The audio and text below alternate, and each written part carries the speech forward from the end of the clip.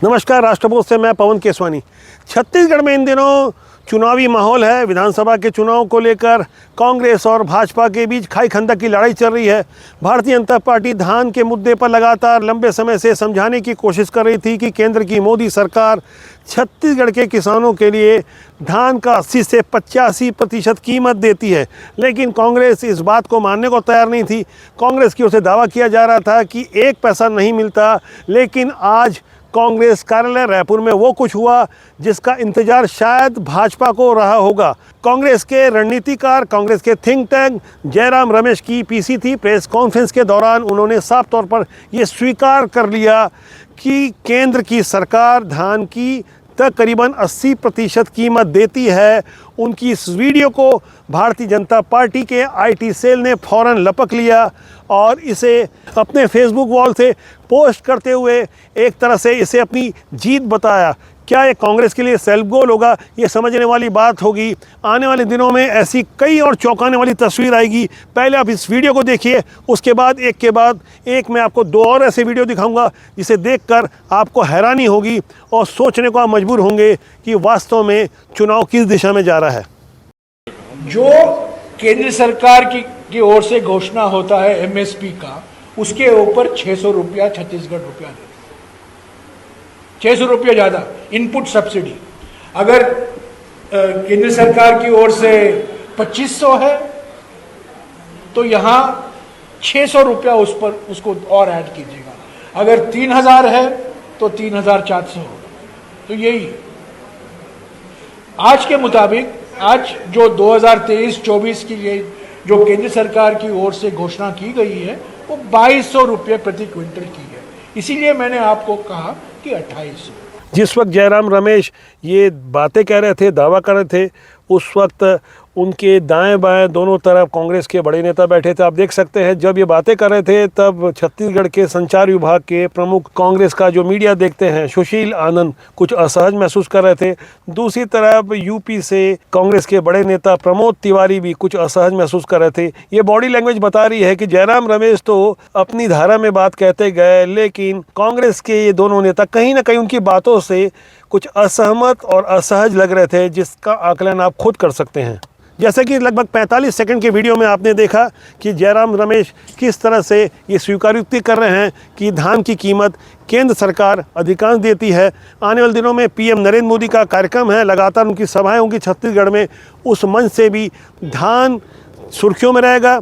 हालांकि अभी घोषणा पत्र आधिकारिक रूप से सामने नहीं आया, लेकिन हमारे पास जो इनपुट है, भारतीय जनता पार्टी कांग्रेस को पछाड़ने के लिए धान की कीमत 3000 से ऊपर दे सकती है। फिलहाल ये भविष्य के गर्भ में है, लेकिन अब मैं यहाँ से एक और वीडियो की चर्चा करूँगा जिसे खुद सीएम भूपेश बघेल ने पोस्ट किया है। ये एक और फेसबुक पेज है जिसका नाम है छत्तीसगढ़िया मुख्यमंत्री, जिसमें दुर्ग कलेक्टेड की एक तस्वीर दिखाई गई है जिसमें एक थानेदार अलेक्जेंडर कीरो, भारतीय जनता पार्टी के समर्थित वकील सौरभ चौबे के बीच कोई भिड़ंत हो रही है। दोनों एक दूसरे को देख लेने की धमकी दे रहे हैं, ऐसा दावा किया गया है। इस तस्वीर को आप देखिए, उसके बाद आपको एहसास हो जाएगा कि आखिर सीएम भूपेश बघेल को इस वीडियो को अपने फेसबुक पेज से पोस्ट करने की क्या जरूरत पड़ी।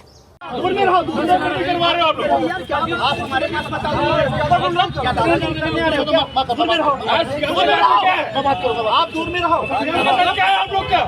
क्या है? हम लोग तो नहीं आएंगे, आप बोलेंगे कि हम आपसे सलाह कर रहे हैं। आप लड़िए कि चलो बात करो, मैं बात मसल पावर दिखाने वाली उतारो, मसल पावर यहाँ उपयोग मत करो। नहीं नहीं, मेरे को बात करने दीजिए। हाँ, क्या कर लोगे? क्या करोगे? बात करके क्या करोगे? क्या करोगे? दादागिरी कर रहे हो? वर्दी उतारो, वर्दी उतारो, दादागिरी कर। आना बाहर में, चलो आना बाहर में। दादागिरी करो हमारे साथ। हमको डरा रहे हो, हमको डरा रहे हो। तो क्या वर्दी पहन पावर दिखा रहे हो? उतार देंगे। वर्दी उतारने की धमकी मत दे। हमको देखने की हमको देखने वर्दी उतारने की धमकी मत दे। समझ लेना, वर्दी उतारने की धमकी मत दे। वर्दी उतारने की धमकी मत दे। वर्दी खराब नहीं मिली है, दादागिरी मत करो, वर्दी खराब नहीं मिली, ध्यान रखना, दादागिरी मत करो, बहुत उल्टा हो जाएगा। छत्तीसगढ़ में जैसे जैसे विधानसभा चुनाव का प्रचार अपने चरम पर बढ़ते जा रहा है, कई तस्वीरें सामने आ रही है।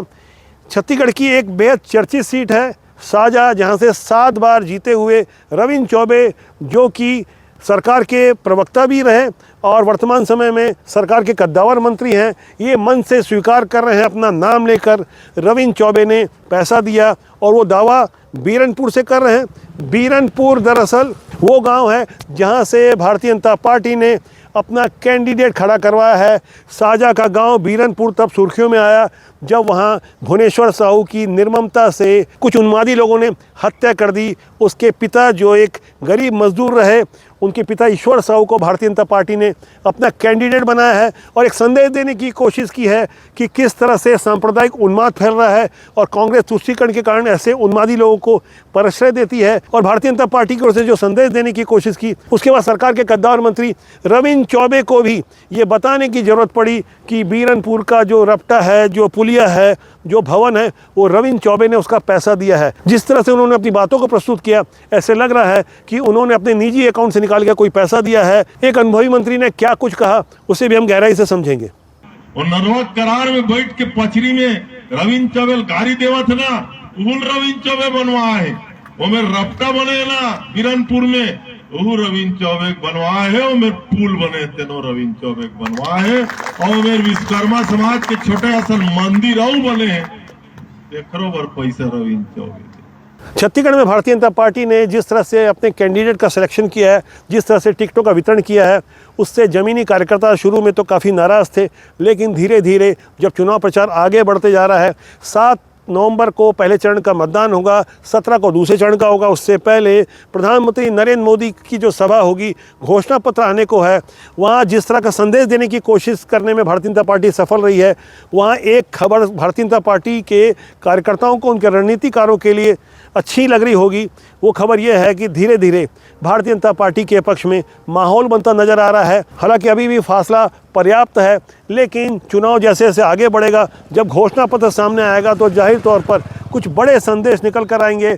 उसके गूढ़ अर्थ को भी हम समझने की कोशिश करेंगे कि आखिर राजनीति की दशा और दिशा कहाँ जा रही है। क्या राजनीति की सुचिता के लिए सही शब्दों का प्रयोग किया जा रहा है, सही भावनाओं से चुनाव लड़ा जा रहा है, किस तरह के मुद्दे छत्तीसगढ़ की अस्मिता के लिए बहुत ज़रूरी है, इसे हमें समझना होगा।